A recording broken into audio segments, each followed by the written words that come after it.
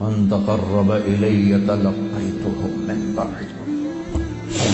کوئی تمہارا خصوصی دوست مہمان آئے تو تم باہر نکل کے ویلکم کرتے ہو. ہم لوگ ملنے آئے تو اپنے کمرے میں ہی، لیکن کوئی خصوصی پتہ چلے تو بھاگتے ہو. جلدی سے جا کر دروازے پر کھڑے ہو تو گاڑی کا دروازہ کھول دو، ساتھ لے کر آتے ہو.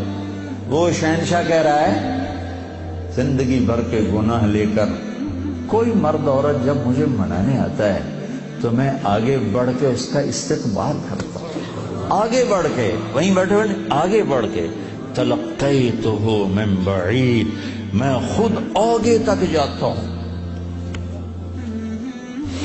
اسے ساتھ لے کے. آگے کب سے تیرا انتظار تھا. اللہ کو کیا ضرورت کسی کی. ایک مرد عورت توبہ کر لے تو ساتوں آسمان پہ لائٹیں لگ جاتی، ساتوں آسمان میں لائٹیں. وہ کہتے ہیں یہ کیا چکر ہے؟ تو اللہ کی طرف سے اعلان ہوتا ہے ایک اللہ کے بندی نے توبہ کی ہے، اس کی خوشی میں یہ سب روشنی ہے. اب شادیوں میں نہیں لائٹیں لگاتے تو میرا اللہ اتنا خوش ہوتا ہے کہ ساتوں آسمان پہ روشنیاں.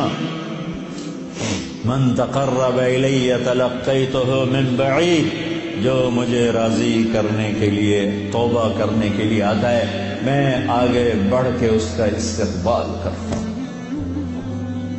ومن اعرض عنی، اور جو نہیں آتا اس کے ساتھ کیا کرتا ہوں؟ نادیتہ عن قریب، اس کے پاس میں خود چلا جاتا ہوں. آجا مجھے منا لے، آجا مجھے منا لے. اولک ربنا غیر، کوئی میرے جیسا اور رب ہے؟ کوئی میرے جیسا اور رب ہے؟ یہ ساری باتوں کے بعد اب اس آیت پہ غور کرو جو میرا اللہ گلہ کر رہا ہے. ما قدر اللہ حق قدرہ، میرے بندو تم نے میری قدر نہیں کی. بھائی بہنوں اپنے اللہ سے صلح کرو. یا ایھا الانسان ما غرک بربک الکریم الذی خلقک فسواک فعدلک فی ای صورت ما شاء رکبک. انسان، کیا ان الفاظ میں کیا پیار ہے، کیا شہد ٹپکتا ہوا ہے. چھتے سے شہد ٹپکتا ہے. اللہ کی قسم، یا ایھا الانسان، صرف اس ایک بول میں ساری دنیا کا شہد بھروں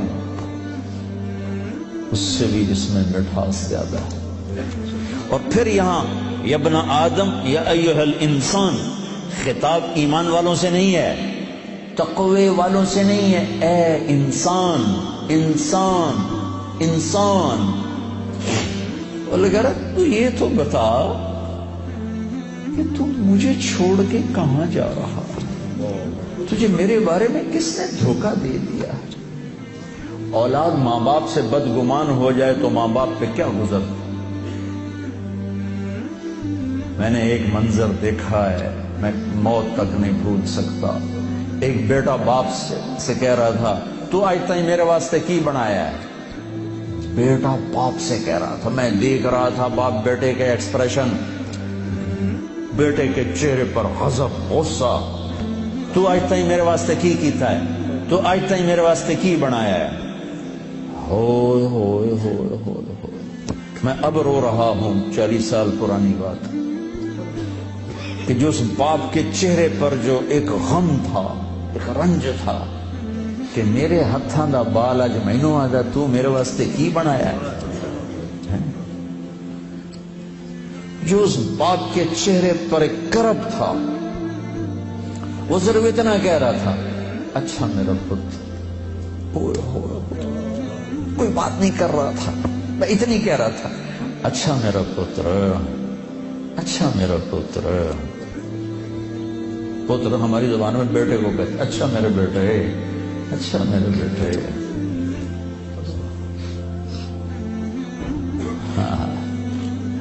یہ یا ایھا الانسان میں اللہ یہ کہہ رہا ہے میرا بندہ میرے بارے میں دھوکہ کھا گیا، میرے بارے میں بدگمان ہو گیا. کیا ہو گیا؟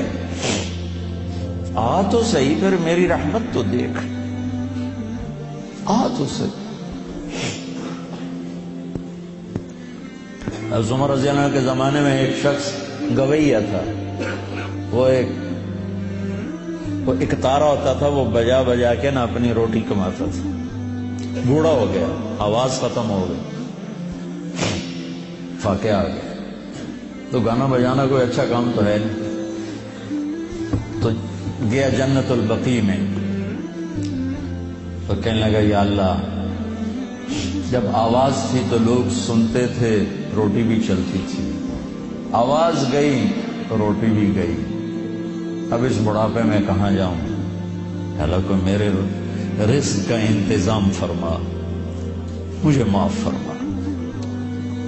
عمر رضی اللہ عنہ مسجد میں سوئے ہوئے تھے، ان کو خواب میں آواز آئی، میرا ایک بندہ جنت البقیع میں مجھے پکار رہا ہے۔ کس کو آواز آئی؟ عمر۔ کس کے بارے میں؟ گانے والا۔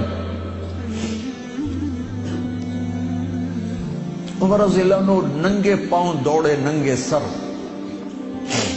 پتہ نہیں کون ابدال بیٹھا ہے وہاں پکارنے والا، جو دوڑے ہوئے اندر آئے تو قدموں کی آہٹ، تو وہ گویے کی نظر پڑی، عمر آ رہے اور دو ننگے سر ننگے پاؤں، نے کہا ابھی آج میری خیر نہیں۔ وہ اٹھ کے دوڑنے لگا تو اس میں نے کہا ٹھہرو ٹھہرو ٹھہرو ٹھہرو، میں خود نہیں آیا ہوں، مجھے بھیجا گیا ہے۔ کہ کس نے بھیجا ہے؟ کہ جسے پکار رہے ہو اسی نے۔